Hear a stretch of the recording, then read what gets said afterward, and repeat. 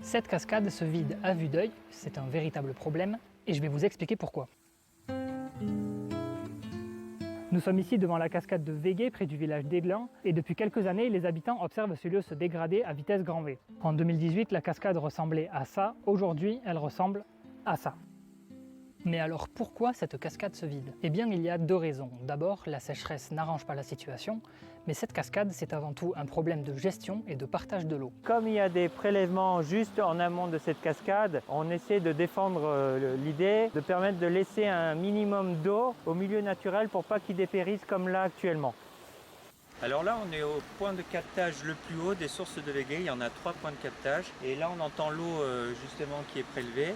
Et je vais vous montrer qu'il n'y a aucun débit qui est réservé au milieu naturel, comme la loi l'exige.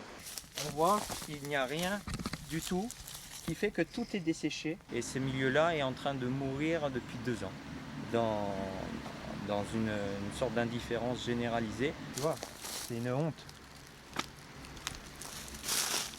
Moi, ça me fait mal au cœur quand je vois ça. Et pour les 94 habitants du village, voir la cascade dans cet état, c'est un véritable crève-cœur. Il est connu que les jeunes, il y a encore 15 à 20 ans, aimaient bien aller faire la balade jusqu'à la cascade. C'est comme si on assistait à l'agonie d'un être cher et qu'on se prépare à un deuil durable.